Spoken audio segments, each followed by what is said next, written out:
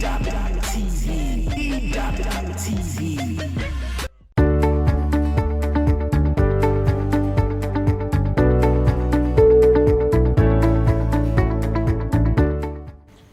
hey, hey, we are here again. I am Ruth and Ebuka. the Edes. Yep. We are here on your favorite home front on EWTV. And yes, we have come again with our discussions. But today we just want to take a few questions. We got some questions coming in from our previous discussions on oneness in the spirit and oneness in the home. And we just have a few questions that we want to deal with. We'll discuss together and we are hopeful that we'll bring answers to your questions. So thank you so much for joining in and for always joining in. Thank you. Yes. We've said a lot about oneness in the home, oneness in the mind, oneness in the spirit. We'll discuss that extensively in the last 3 editions. And we talked about why we need to be one as couples. You know, so many people, they are in the same house together, but yet they are divided. They may be living together, but yet they are apart. Some may be wearing the same clothes just as we are, but they are not one in their mind. So we discussed extensively about that, even as it relates to faith and our spirit. So many people are not together in the spirit. Couples don't pray together. They don't believe when God is saying this one is saying another thing. So we discussed extensively why that is important and how that can help our marriage to thrive and help us build a happy and fulfilling family. So we'll take our questions that came from that discussion. Okay, so I'll just be reading the questions and then we'll discuss. So the first question we have says, my mother-in-law is constantly criticizing me and my ability to parent. No matter what I do, she makes a comment, and often she makes this comment in front of other people. Wives and mother-in-laws. Maybe you speak from your own experience first. You know, there's this notion before you marry, mother-in-law will deal with you in marriage. Exactly. I don't know that mentality. I don't know if it's only African, but that mentality is there. So when you see a lady who, before she gets married, she's praying, God, that you say, I want my mother-in-law to even die before I marry. I've heard someone that said, thank God that my mother-in-law died before we marry. I don't want trouble. But truly, there are people that are enjoying their mother-in-law. Very well. I am an experience. Okay, so that's by the way. Yes, this question, the truth is, you cannot deal with it on your own. I can imagine where your mother-in-law talks to you and puts down your spirit in front of other people. I can imagine how painful it will be. And it will be so painful if your husband is there and he's not saying anything. I can imagine that. It really is painful. Yes, you may have every right to want to get upset, even talk back, or get angry with your husband for not saying anything. But that's not the best way to deal with it. I think the best way to deal with it is to sit with your husband. Oneness is coming in again. Both of you sit down and talk about it.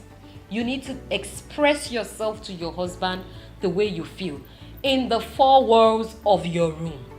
Let only the walls of your room hear it. Very true. Express yourself to your husband. I don't feel, your mother is making me feel low of myself, but please express it politely. Let him understand that you don't hate his mother, but you hate what is being done to you. You don't hate her as a person, but you don't appreciate what is being done to you. Explain that to him prayerfully. I trust that he would understand. Then you both sit down and agree on what to do. If you try to deal with it on your own, it will look as if you're fighting against your husband's people. True. And trust me, husband's people, you can't joke with them. They are very important in marriage. Okay, so when you sit down and agree, both of you agree on how to go about it. Maybe your husband could talk to his mother, just maybe. But both of you need to sit down. You need to tell your husband how you feel and then hear his own part, and then you agree on how to go about it. Very true. I like what he said about the notion most people have before they go into marriage. Because most women or wives, as you say, already have the notion that mother-in-laws are evil, they are troublesome people. And once you think of, whatever you imagine, that is what you see. Even when it is not even happening. when it's not happening, because unconsciously that is what you now expect, and then you now go in at the mind that they are evil, they are wicked, and so you begin to even give attitude right from day one. So also talk to women. What notion, what mindset do you have? No matter what you even heard about the woman, even before you go into the marriage, and you begin to, be positive and speak in faith. So many issues, when you even look at it, there is actually nothing. It's because of notion. And as I even answer, I will say that sometimes it's not really easy for husbands or wives to even disconnect from families that they've lived with all their lives. Some of these mothers have paid deep and big sacrifices for these women. I can't deny the fact that some men are very close to their mothers, and sometimes there may be this tendency for jealousy or envy even when they come into the marriage. You can't remove all of that. So when you have that understanding, to help you to know how to even handle the issue, despite the fact that mother-in-laws some may say they are wicked, sometimes even the wives that even cause the problems. Because I heard of an issue where maybe mother-in-law didn't call the woman to check on, say for 3 months she had not called. So when the woman came to the house, the wife refused to come and greet. I said that was rude.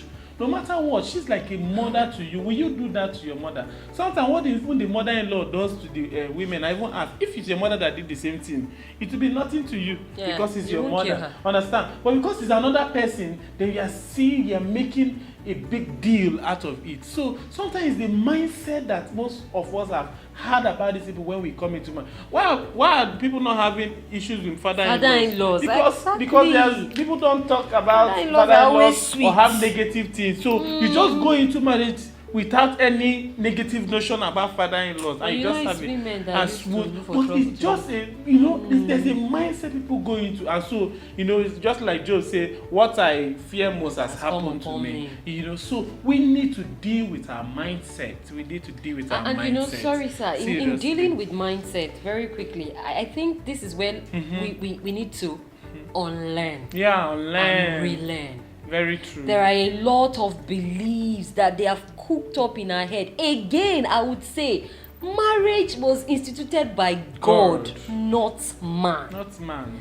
See, there are a lot of things that our African magic. God bless our people. They cook up a lot of things in your mind. So when you get into marriage, mother-in-laws are witches. They are witches. They want to give their sons another wife. They want to take over the house. Really. So really, there's a lot of, if you must have, marriage is a seed you have in your hand. You must keep watering your seed. Because one day you yourself will be a mother-in-law. So this part of the way of watering your seed, sometimes it is not pleasant, but you must push. Give it the push and go for it. Very true. This is where oneness comes in again. Like I said, one day you become a mother-in-law. How do you feel? How will you feel if your daughter-in-law sees you as a witch?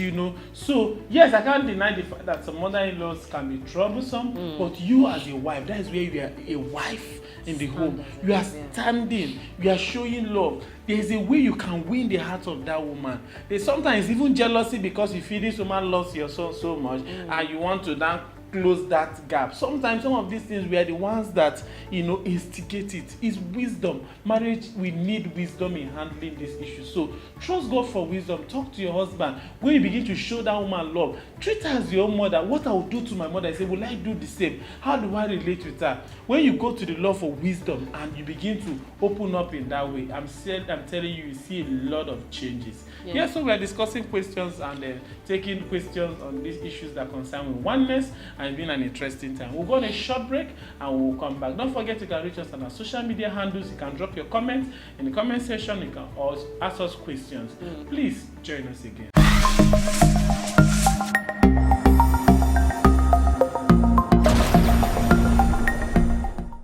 You're welcome back. Thank you for staying tuned.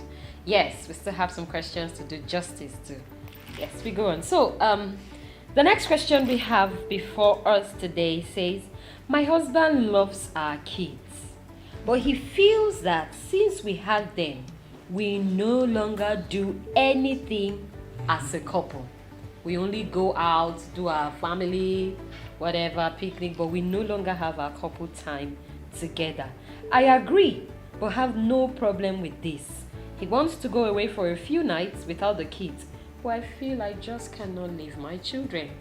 Why is it the wives asking questions? No, the men always think they know. But you can see that most issues are even coming from them. Yes, so. Yes. That's an interesting question. Yes, this thing always deal with understanding. How do we understand ourselves? How do we communicate and settle things as a family? Yes, one of the areas where couple begin to see a bit of tension and where they need a balance is when children start coming in marriage. Before they come, you always have your hangout, do all your romantic times out. But sometimes when children come, you discover that you're not able to really do all of that. Maybe at the initial stage, which after some time they balance. So I'll speak to the husband, I'll speak to the wife. I'll say to the husband, if your children are just, they're just growing, in 1 year, 2 years, 3 years, they're very sensitive times where sometimes it may not really be easy to leave them, especially when you don't have anybody around. Because you want to hang out doesn't mean you should not dump your children with anybody. But if you people really need to, but at the same time, the husband must understand that, but the wife must also understand that there's a place of this bonding for the couple, even when the children come, they shouldn't separate you. Because after some time, these children will grow and leave you, and you have all the time. So it's just wisdom to know how to handle it at that time. If you discover as a couple or as a family that we don't have where to keep these children, we don't have anybody to keep them with, to now hang out. Because some people in the process of trying to hang out and dumping their children with somebody, you hear stories that touch. But if you have a trusted person, or maybe your parents are still in the city where you live, or you have a trusted family where you can keep your child or children to just hang out for a night, beautiful. But if you feel I don't have anybody trusted, you cannot go out at the detriment of the lives of these children. So know what works best for you. Yes, that time is still needed as couple. If you can find your way around it, do. But if it's just obvious that we have to stay for just a year or two to manage so that these children will come up before we know who to release or keep with them, you can also be. It's just understanding and knowing what works best so that you not do things that can destroy your family values. Yes, thank you. And really, to the person that asked this question, there are good ways you can explain this to your spouse. Very true. Yes, we understand that your husband wants to go out. It is also very important. That is an important aspect of marriage. But while, like he has explained, while the children are still in the nurturing stage, you can even plan things that necessarily don't have to take you out of the house. You have to be creative. You have to be creative. You have to spice it up. Maybe your husband is even complaining because there's no creativity. It's just a straight necked thing. You wake up in the morning, take tea, afternoon you eat, swallow, evening you take this, go to bed, wake up the next morning. There's nothing spicy. For the time being that the nurturing process is going on, look for other things to spice up your union. Look for other things to make your husband want to, oh yes, my wife is, do things together, just you and your husband. Very true. It's also very important. And while you explain that to your husband, you need to be very, I like the word, polite. And do that well. Okay, we have another very interesting question that I want us to take. The question says, you have been talking about oneness. Are you now saying that I, as the wife, I no longer have a say in the home? Every decision that I want to make, I must consult with my husband, even when my husband is not within reach.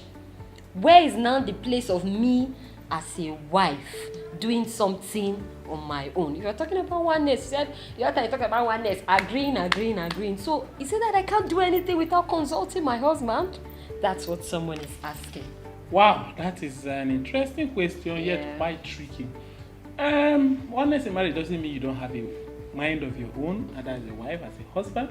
Doesn't mean that when you want to drink garri, you call your husband, say, oh God, I want to drink garri, can I eat granite, can I fry chicken, or all of that. It doesn't mean that when you want to go and see somebody, say, I want to go and greet somebody, now I must call to take part.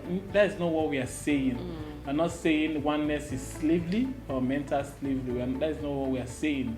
We are saying that you have now become one, and then you should be able to talk to you. Even when you are calling your husband or calling your wife to say what to do, it's not as if you want to say, let me take permission before the oga flogs me. It's just you are discussing as husband and wife oh, okay, I want to do this. We are both seeing it from your end. Is it going to be okay for us? I know why most women ask this question, because we've seen in marriages where some husbands discover that their wife has done something, they've done a project, or they use their one money to do something that it will have an effect on the family, and that's when it becomes a tension, and somebody's asking, how can I do this on my own? Does that mean we're not saying we cannot? We're only saying that we learn to carry one another along. If you are not in couple, you shouldn't hide something from your husband. Even though, especially when something that pertains to both family, you want to do a project, you want to do a travel, you want to go to somewhere, some husband will come back and they can't find their wife at home for, till 9 p.m. You just say, but I went to see a friend, must I take permission? Why shouldn't you just say it? I'm going to do this, and let's know what works amicably for both of us. So you have a mind of your own, you can do things, but when there are decisions that pertains to both home, please, it is wisdom, it's the interest of the family to this. Because sometimes when you hear some things that cause tension, very little things. No. I went to see somebody, he didn't come back. Or my wife bought a fridge or something. Even though that thing is good and we need it, but that might not be what is a priority at that time. Some surprises has caused problem. So you need wisdom. Know the kind of person your husband, know the kind of family you are, know your income. Most of this, if you look at it, is even money. Know what comes in, know what we need to do part-time and how it can affect us. So it's just understanding and communication. Yes. So, very true. It is understanding and communication. It doesn't go to say that you cannot make decisions on your own. But it is sweeter and much fulfilling when you are saying something and your husband is saying the same thing. Mm-hmm. There is no echo of different view. Mm-hmm. And this we come into by oneness. Mm-hmm. When you talk together, you agree, part-time, okay, this is what it should be, this is how it should be. I shared the other time when we were talking about where I got a job and I just jumped into it. He wasn't saying no because he didn't want me to work, but putting it on the table, it wasn't just going to work for the family. So yes, there's a place of you both agreeing, speaking one mind. Remember, you are one. You can't say two different things. Yeah. And there's nothing wrong with checking with this man and say, do you agree with this? Do you think it is okay? Yeah. Sometimes he may think it's not okay, but when you give your view, you say, oh, I really think it's okay. We can go ahead. Yes, so I it's know not wrong. There's also this issue with men where I've had that issue even in my marriage where I just say, I'm going for a meeting. I'm going to see somebody. Men are just good, shortwave, And at the point my wife was like, just which meeting? At least let me know where exactly. What are you doing? So men are just shortwave, and sometimes it may cause a big issue for the wife. And by the time you now hear where the person is going to, you just see there's no cause for alarm. It's just because there was no communication. So you are going for a meeting. Which meeting? I'm going to which friend? Where? Just know that the person is monitoring you. Let me know where my wife, where my husband is part-time, and everybody is happy. Anything can happen, and so let me know, because you can never. We're in an evil world. A lot of things happen, and people just want to know where are you, so that when something happens, they know where to run to, they know what to do, they know where you were, the last place you went to. Openness and just communication, just for oneness and love, and nothing more. Yeah, so thank you very much. We are sure you have learned a thing or two. Please, we are still open to receive your questions. You can send your questions to the email address, our social media handles displayed for you on the screen. Send them and keep them coming in. We will have time where we will take all of your questions. So thank you very much for staying tuned with us again today. Remember, we are your hosts, Ruth and Ebuka. For short, the Edes. Yes, see you again next time. Bye-bye. Bye.